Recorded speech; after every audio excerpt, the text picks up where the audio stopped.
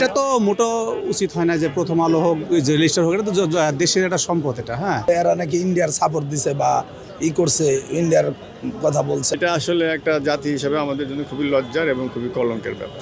এগুলো কিন্তু আসলে হোয়াইট চোখে আমি একরকম বলতে পারি, আপনি একরকম, উনি একরকম বলতে পারে। প্রথম আলো হয়তো আওয়ামী লীগ করো বিএনপি করো যেটা দল করতেছে অন্যায় করছে, কিন্তু এটা তো দেশের অনেক ইতিহাস এদের ভিতরে জড়িত আছে।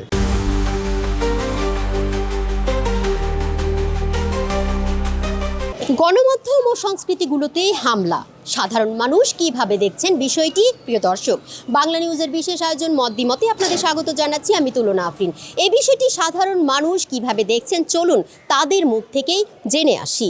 এটা বাংলাদেশের একটা লিডিং পত্রিকা প্রথম আলো ডেইলি স্টার। এটা তো একটা দেশের মানে একটা মুরব্বীর গালে যদি একটা অল্প বয়স্ক ছেলে হঠাৎ করে থাপ্পড় মারে, কীরকম একটা বেইজ্জতি লজ্জার ব্যাপার, সেরকম একটা ঘটনা ঘটছে। এটা তো মোটো উচিত হয় না যে প্রথম আলো হোক যে রেজিস্টার হোক, এটা তো দেশের একটা সম্পদ এটা। হ্যাঁ, এটা তো শুধু আজকে প্রথম আলো হয়তো আওয়ামী লীগ করো বিএনপি করো যেটা দল করতেছে অন্যায় করছে, কিন্তু এটা তো দেশের অনেক ইতিহাস এদের ভিতরে জড়িত আছে। এটা তো নষ্ট করা কোনো মতে ঠিক না। আমি তো মনে করি মানুষের ক্ষতি করা ভালো না, কিন্তু কিসের জন্য করছে এটা তো স্পষ্ট না। যেটা করছে কিসের লেগে, আমি যেটা শুনছি একটু যখন এগুলো করে এরা নাকি ইন্ডিয়ার সাপোর্ট দিছে বা করছে, ইন্ডিয়ার কথা বলছে, আরও কি নানান বিভিন্ন দেখলাম যে হাজার হাজার বলা শয়ে বলা বানাইছে করছে। এটা হলো আমাদের জাতীয় দুটা দৈনিক পত্রিকা, এটা যে করছে এটা ন্যাক্কারজনক কাজ করছে। একটু ভেবেচিন্তে কাজগুলো করা উচিত ছিল। এইরকম একটা দেশের মধ্যে রাজধানীর বুকে একটা ঘটনা ঘটে গেল, অথচ মানে কেউই কোনো প্রতিবাদ কিংবা বড় ধরনের কোনো একটা দেখলাম না যে একটা মিছিল হইলো, একটা মানে কেউ সরকারের পক্ষ থেকে একটা বক্তব্য দিল কিংবা সরকারের পক্ষ থেকে একটা নাম কাওয়াজতে একটা এখানে কি করলো যে একটা ক্যাম্প করছে পুলিশের। এই পুলিশের ক্যাম্প এখন কোনো দরকারই নাই। র্যাব আসতেছে, টহল দিচ্ছে, পুলিশ আসতেছে, বিজিবির লোক আসতেছে, দরকার নেই। আমি যেটা মনে করি এটা আসলে একটা জাতি হিসাবে আমাদের জন্য খুবই লজ্জার এবং খুবই কলঙ্কের ব্যাপার। হঠাৎ করে হামলা এটা আসলে কোনো মতেই কাম্য না। এটা দেখতে হবে জনগণের আসলে কেন এটা হামলাটা হচ্ছে এটা। হ্যাঁ, এটাও জনগণের সরকারকে খতিয়ে দেখতে হবে যে আসলে বিষয়টা কেন হচ্ছে, এটা কেন কী কারণে।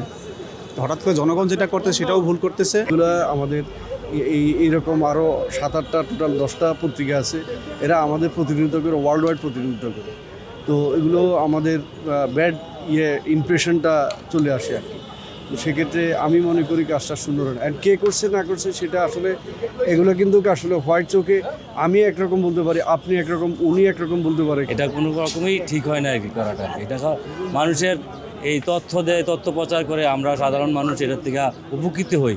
কিন্তু এইটা যেই কাজটা করছে, যারাই করছে আমরা তো জানি না, কিন্তু যারাই করছে এটা ঠিক করে নেয় আর কি, আমার মতে আর কি।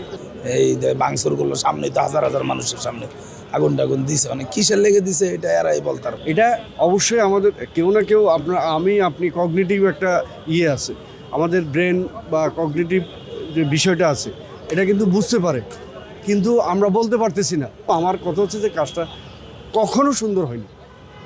এগুলো হচ্ছে আমাদের দেশীয়, আমাদের দেশের সম্পদ না। এগুলো তো সম্পদের চাইতে এগুলো ইন্টেলেকচুয়াল প্রপার্টিজ। এবং ওনাদের একটা পত্রিকা পড়ে আমরা অনেক কিছু জানতে পারতেছি, দেশের রাজনৈতিক, ইন্টারন্যাশনাল রাজনৈতিক সব ধরনের আমরা জিনিস জানতে পারতেছি।